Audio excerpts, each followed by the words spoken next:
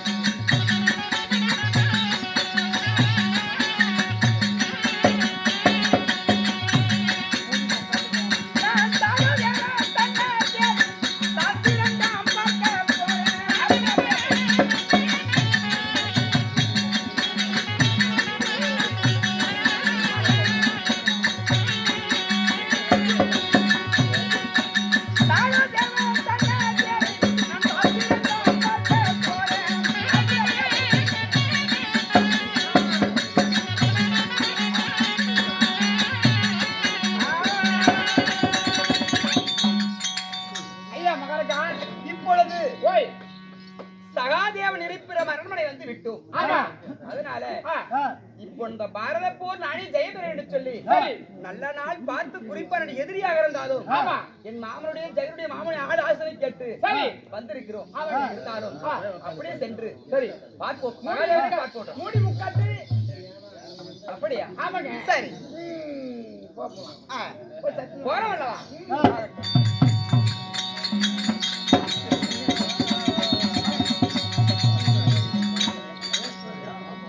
சகாதேவா யாரப்பாடி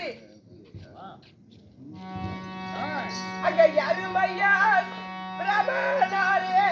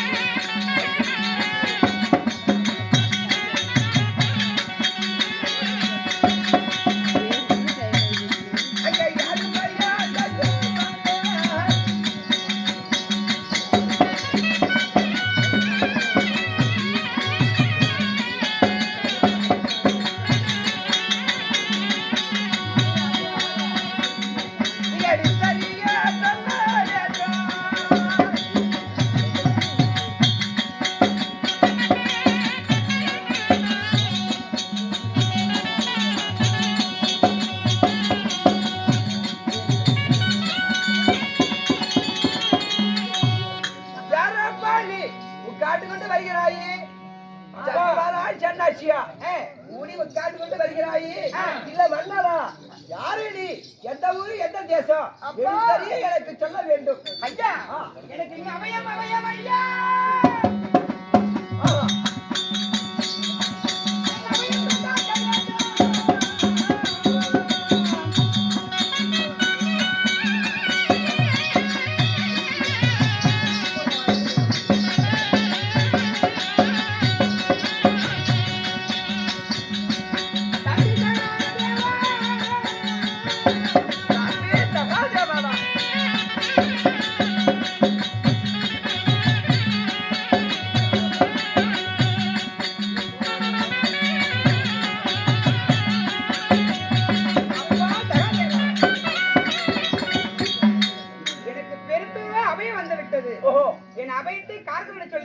ஒரு சத்தியம் செய்ய வேண்டும். உங்களுக்கு அபயம் வந்திருக்கிறது. அதனால என்னை கேட்கிறீர்கள் என்று நீ சத்தியம் கொடுக்க வேண்டும் என்று சொல்கிறார். அதுக்கு பிறகு நான் யாரு என்று சொல்வேன் அப்படி என்று சொல்கிறார். அப்படி நீங்க யாராக இருந்தாலும் இந்த அதாவது சத்தியம் தவிராத சத்ரு வம்சம், கோடு தவிராத குரு வம்சம் அப்படி சேர்ந்த சத்தியம் தான் இது. அதாவது மாம மேல சத்தியம், அதாவது பகவானுடைய மகாவிஷ்ணு மேல சத்தியமாக அகாயவாணி பூமாதேவி சாட்சியாக அபயத்தை காக்கிறேன் அப்பா சத்தியம். ஆகட்டும் அப்பா ஆகட்டும். நீங்கள் யார் சொல்லுங்க? தம்பி சகாதேவா. அடியே பாவி சகாதேவா வளர்ந்தீங்க.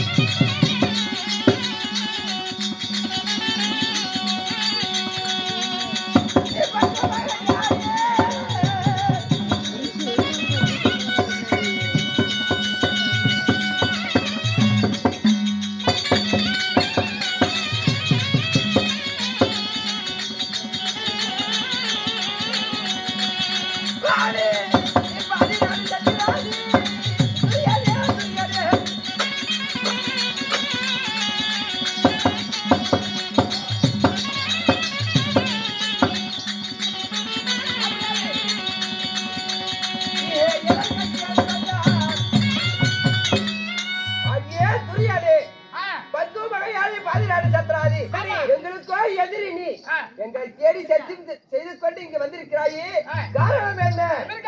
எதற்காக வந்திருக்கிறாய்? அப்பா தம்பி சகாதேவா, உங்களுக்கு எங்களுக்கு எத்தனை பகை இருந்த போதிலும் நாம் எல்லாம் ஒரு குலத்தில் பிறந்தவர்கள். ஒரு குலத்தில் சந்திர குலத்தில் பிறந்தவர்கள். எப்படி குலம் என்பது ஒன்று. நம்ம இப்பதான் பங்காளியா இருக்கிறோம். முன்னொரு காலத்துல அண்ணன் தம்பியோட அன்போடும் பாசத்தோடும் எப்படி பழகி இருந்தோம்.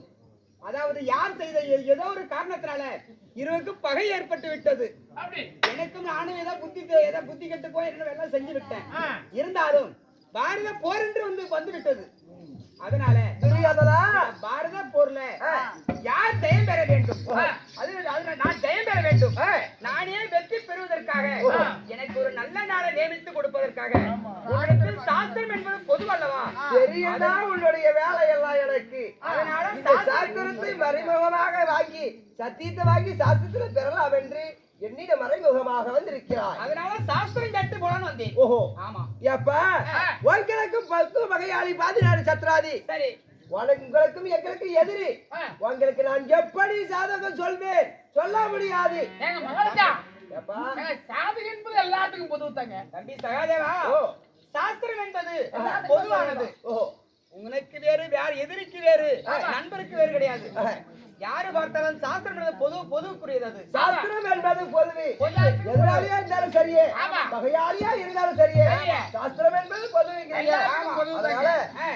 நம்மளுக்கு 2 பேத்துக்குள்ள பகை இருந்தாலும் சாஸ்திரம் சரியாக தான் சொல்லும். பொதுவே ஒரு நல்ல நாள் கெட்ட நாள் என்பது பார்த்து சொல்வது உன்னுடைய வேலை, அது உன்னுடைய தொழிலாகும். அதனால இந்த 18 பாரத போர்ல நானே வெற்றி பெற வேண்டும். எப்படி 18 பாரத போர்ல நானே வெற்றி பெற வேண்டும். ஜெயம் பெற வேண்டும் என்று சொன்னால் அதை எப்படி எப்பேற்பட்ட நாள், எப்பேற்பட்ட நட்சத்திரம், எப்பேற்பட்ட ராசியில, எப்பேற்பட்ட திதியில அந்த பாரத போர தொடங்கினா நான் வெற்றி பெற சொல்லி உன்னுடைய சாஸ்திரத்தை எடுத்து பார்த்து யோசனை சாஸ்திரம் கூற வேண்டும். சாஸ்திரத்தை கூற மாட்டே எப்படி தெரியுமா? அதாவது நான் சந்திரகுலோபத்தில் பிறந்தவன், கோடி தவறாத குருகுலோபத்தில் பிறந்தவன். சத்தியம் கொடுத்து விட்டேன் என்பதற்காக உனக்கு நான் சாதகம் சொல்கிறேன். இல்லை என்றால் உனக்கு சாதகம் சொல்ல மாட்டேன். உனக்கு எல்லாத்த குழப்பம் தெரியுமா? அப்படி இருந்தாலும் நான் சாதகத்தை சொல்கிறேன். சாதகம் என்பது பொது என்று சொல்றீங்க. ஆனா எதிராளியா இருந்தாலும் வகையாளியா இருந்தாலும் சாதகம் என்பது பொதுவே. அதனால சாதகம் சொல்லும். நான் மட்டும்தான் உன்னிட பகை, சாதகம் அதை கிடையாது. சரியாகட்டும் சகாதேவா, வேறாக மனதில் நினைத்துக் கொண்டு சாஸ்திரத்தில் பொய்யூரை சொல்லிவிடாதே. இந்த நாட்டை எல்லாம் நானே ஆள வேண்டும், இந்த ராஜ்யத்தை நானே ஆள வேண்டும். இவனுடைய வஞ்சனைகளை பார்த்தாயா? பாரத போர்ல நானே வெற்றி பெற வேண்டும். அப்பேற்பட்ட நாள் நட்சத்திரத்தை பார்த்து சரியாக சொல்ல வேண்டும். அந்த சாஸ்திரத்தை பார்த்து சரியாக வரிக்க வேண்டும்.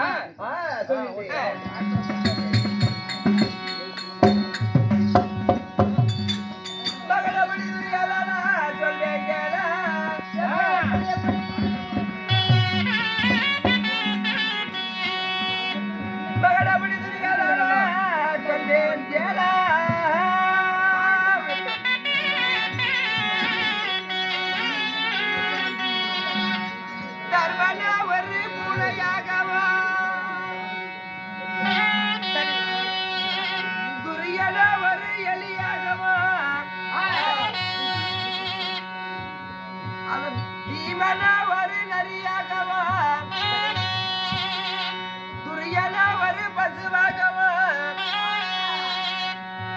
சூரன ஒரு கிரியகவா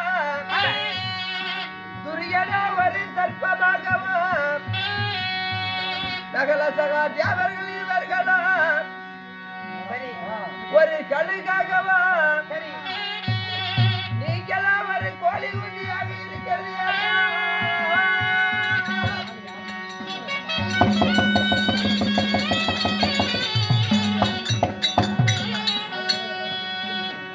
எப்படி அண்ணா சாஸ்திரத்தை நான் பார்க்கின்ற பொழுது தர்மனோ ஒரு பூனை, சரி, நீங்களோ ஒரு எலி. தருமர் ஒரு அண்ணனாகப்பட்ட தருமர் ஒரு பூனையாகவும், ஆமா, நான் எலியாக இருக்கிறது. அப்படி என்றால் பூனையை பிடித்து விடாதா? எலி ஜெயிக்குமா அல்லது பூனை ஜெயிக்குமா? பூனைதான் ஜெயிக்கும். சரி சரி. இரண்டாவதாக அந்த எங்க அண்ணனாக வீமனா ஒரு நரியாக இருக்கிறது, சரி, நீங்களும் ஒரு பசுவாக இருக்கிறது. சரி, நரி ஜெயிக்குமா பசு ஜெயிக்குமா? இதுல ஜெயிக்குதுல. இதுல எனக்கு தெரிஞ்சு பசுதான் ஜெயிக்கும்னு நினைக்கிறேன். பெருசா இருக்குது. ஏய், நரி ஜெயிக்குமா பசு ஜெயிக்குமான்னு கேட்க யாரா? பசு எப்பறம் ஜெயிக்கும்? அத்தக பெருசா இருக்குது. ஏய், ஓய், உருவத்துல பெருசா இருந்தா போதாது. சரி, பணம் நரிக்கு அதிகம் இல்லையா? நரிதண்டா ஜெயிக்க அறிவு கட்டவன. சகாதேவன் ஏதோ வஞ்சனை வைத்து சாஸ்திரம் சொல்கிறான் போல் தோன்றுகின்றது. சரி, சொல் பார்க்கலாம். அப்படி மூன்றாவதாக பார்க்கும் பொழுது எப்படி இருக்கிறது? அர்ஜுனா கீரியாக இருக்கிறது, நீங்கள ஒரு பாம்பாக இருக்கிறது. ஓ, அர்ஜுனன் கீரியாகவும், ஆமா, ஓஹோ, துரியனாகப்பட்ட நான் பாம்பாக இருக்கிறது. பாம்பு ஜெயிக்குமா அல்லது கீரி ஜெயிக்குமா? இதுல வேணா பாம்பு தாங்க ஜெயிக்கும். மண்டடே அந்த அறிவு கட்டவனே. ஏங்க, ஒரு கொத்து கொத்துனா மனுஷனே சாவும்போது கீரி சாவாதா? பாம்பு ஒரு கொத்து தான் கொத்தும். கீரி கடிச்சு கடிச்சு அப்படியே துண்டு துண்டா போட்டு அப்படியே அட்டி வச்சுட்டு போயிட்டா கீரி தான் ஜெயிக்கும். நகலன் சகாதேவர்கள் நாங்கள் இருவர்களும் சரி எப்படி இருக்கிறது? கழுகாக இருக்கிறது, நீங்கள் ஒரு சிறிய கோழி குஞ்சாக இருக்கிறது. ஓஹோ, நகலன் சகாதேவன் கழுகாக இருக்கிறீங்க. குஞ்சாக்குறீங்களா சாமி? குஞ்சாகிறேன். ஆமா. ஏய், இப்படி பாடா, கோழி குஞ்சாக்குறீங்க. இந்த சகாதேவனாகப்பட்டவன் உண்மையிலே இப்படிதான் சாதகப்படி இருக்கிறது. சாதகப்படி இப்படிதான் இருக்கிறது. ஒரு கால் சகாதேவன் சாஸ்திரத்தை பொய்யாக எடுத்து சொல்லுவானோ? ஏங்க, அவர் சாஸ்திரம் வந்து அவர் வாயில பீ வந்தாலும் வருமே தவிர பொய் வராதுங்க. உண்மை. சகாதேவன் பொய் சொல்ல மாட்டான். சகாதேவன் சாஸ்திரம் உள்ளபடி நான் சொல்லியிருக்கின்றேன். ஆமா. அப்பா சகாதேவா, அண்ணா, இன்னும் ஆழமாக சென்று உள்ளே சென்று அந்த ஓலைச்சுவடி பழமை வந்து ஓலைச்சுவடி இருக்கு பாத்தியா? அந்த ஓலைச்சுவடி எடுத்து பார். எடுத்து மறுமுறை திருப்பி திருப்பி பார். அதுல நன்றாக பார்த்து சொல். மறுமுறை மேலோட்டமாக இப்போது பார்த்து மேலோட்டமாக பார்த்திருக்கிறாய். இன்னும் மறுமுறை திருப்பி நன்றாக உள்ள போய் பாரு. உன்னுடைய ஓலைச்சுவடி இருக்குது இல்லையா? அந்த ஓலைச்சுவடி திறந்து பார். அதுல ஏதாச்சும் இருக்குதான்னு பார்த்து நானும் மறுமுறை திரும்பி பார்க்கின்ற பொழுது எப்படி இருக்கிறது தெரியுமா? ஒரு தாய்க்கு ஒரு பிள்ளையாக இருக்க வேண்டும், அவனும் எதிராக மறுத்தவனாக இருக்க வேண்டும், அவனும் சத்தி தவறாத வந்தவனாக இருக்க வேண்டும், அவனும் சத்திரி குல வம்சமாக இருக்க வேண்டும், அவனும் அதிக பலம் கொண்டவனாக இருக்க வேண்டும், அவனும் மலையிலே தனியா வாழ்பவனாக இருக்க வேண்டும். அப்படி அந்தவனை கொண்டு வந்து வீரமாகாளிக்கு பலி கொடுத்தா நீங்க ஜெயித்தீர்கள். இல்லை என்றால் இந்த பாண்டவர்களே ஜெயமாகுவோம். ஒரு தாய்க்கு ஒரு பிள்ளையாக இருக்க வேண்டும். அவன் எதிர்ரோமம் படைத்தவனாக இருக்க வேண்டும். சத்தியம் தவறாத மன்னவனாக இருக்க வேண்டும். சத்தியம் தவறாத மன்னனாக இருக்க வேண்டும். அவனும் சத்ருகுல வம்சமாக இருக்க வேண்டும். அவனும் அதிக பலம் கொண்டவனாக இருக்க வேண்டும். அவனே தனியாக மலையிலே வாழ்ந்து கொண்டிருக்க வேண்டும். அப்படியாப்பட்ட பாலனை கொண்டு வந்து வீரமாகாளிக்கு பலி கொடுத்தா நீ ஜெயிக்குவ, இல்லை என்றால் இந்த 5 வஞ்ச பாண்டவர்களையே ஜெயிப்போம். அப்படி என்று ஜாதகத்தில் இருக்கிறது. அப்படி ஜாதகத்தில் அப்படிங்கிறது. கேளப்பா, அமாவாசை திதி அன்று அதாவது எதிரோமம் படைத்தவன் நெஞ்சு நிறைவுடையவன், அதாவது விண்வெளி பார்வையுடையவன், அதாவது பஞ்சம் என்று சொல்லக்கூடிய அந்த பஞ்சம் அச்சரம் பொருந்தியவன். எப்படி அங்கே அச்சரம் பொருந்தியவன் அப்பேற்பட்டவனை வீரமகாளிக்கு பலி கொடுத்தா நீ ஜெயிப்ப, நீ என்றால் நாங்களே ஜெயம் பெறுவோம். அப்படியா? ஆமா. இப்படி வேணாம். ஏங்க மகாராஜா, இப்பேற்பட்ட சாமுத்திரிக லட்சணம் பொருந்தியவன் எங்க இருப்பான்? எங்க இருப்பாங்க? அதனால என்ன செய்வது இதற்கு? அங்க ஒருத்தன் தான் அவனுக்கு கொண்டு வந்து பலி கொடுக்கலாங்க. எங்க? சேலம் பஸ் ஸ்டாண்ட்ல ஒருத்தன் கிடந்தான். அவனை வேணா தூக்கி வந்து பலி கொடுத்துடலாம் சாமி. ஏய், சாமுத்திரிக லட்சணம் பொருதியவனே பலி கொடுக்கணும்னு சொல்லியிருக்கிறார். அப்படி. அதனால இவர் யார் எங்க இருப்பாருன்னு சொல்லி இப்போது சாஸ்திரத்தை பார்த்து விட்டோம். இப்படி 5 லட்சணம் பொருந்திய சாமுத்திரிக லட்சணம் பொருந்தியவனை பலி கொடுத்தால் இந்த பாரத போர்ல வெற்றி பெறுவ அமாவாசை திதி என்று சொல்லியிருக்கிறாங்க. பார்க்கலாம், அரண்மனை சென்று பார்க்கலாம். இதுக்கு மாவட்டத்தில் ஆலோசனை செய்யலாம். இப்பொழுது அரண்மனை வந்து விட்டோம். இப்படி அந்த சகாதேவன் கூறியது சரி. இப்பேற்பட்டவனை பலி கொடுத்தால் அந்த காளி மாவோளுக்கு பலி கொடுத்தால் இந்த பாரத போர்ல ஜெயபெரிய சொல்லியிருக்கிறாங்க. இப்பேற்பட்டவனை எங்க கண்டு தேடுவது என்று தெரியவில்லை. அதனால மாமா வாங்கி ஜமுனி மாமா இடத்துல ஆலோசனை கேட்டால் கண்டிப்பா அவர் சொல்லுவார். இதுக்கு வழி இருக்கும். ஆமா, போலாமா? ஓ மாமா, ஆனால் ஜெகனி மாமா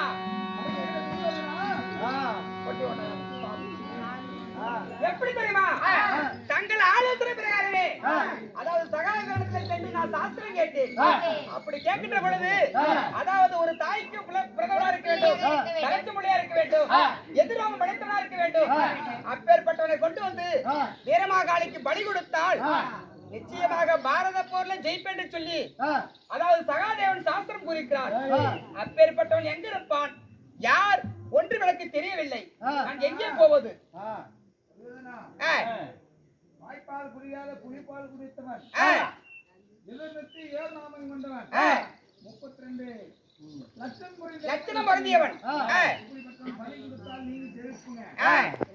பாண்டவன் கொண்டு சகாதேவன் சாஸ்திரம் இருக்கின்றது அப்படின்னு வைக்கிறார். அப்படிப்பட்டவன் எங்க இருக்கிறான்னு தெரியுமா? இவங்க பருவத்திலேயே. ஆனால் நாதிக்கண்ணிக்கும் அந்த அற்பனுக்கும் பிறந்தவன் எல்லாரும் இருக்கிறானப்பா. அதனால இப்ப நீ இடத்தில் தெரியுமா? ஐயோ இமகையை பருவம் சென்று தன்னையே அறவான அபயம் அவைத்து காக்கிறது சக்தி கொடுக்க வேண்டாம். அப்படி உங்கள் பாண்டவர் தேடி வந்து ஐவர்கள் தேடி வந்து நபை வந்து விட்டது. அரவானை நாட்டு கலைக்கு செல்வதற்காக வந்தார். அப்படின்னு சந்தமா சென்று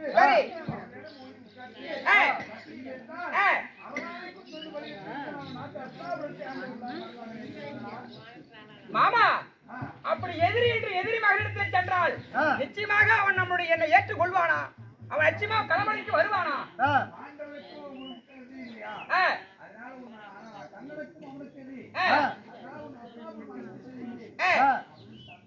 ஓ, தந்திரமாக பேசி அழைத்து வர வேண்டும். ஓ, தந்திரமாக பேசி மறைமுக ஒரு சத்தியத்தை பெற வேண்டும். பிறகு எடுத்துரைத்து அஸ்தாபுரம் கூட்டு வர சொல்றீங்க. இது அப்படி நான் சென்று வருகிறேன் மாமா.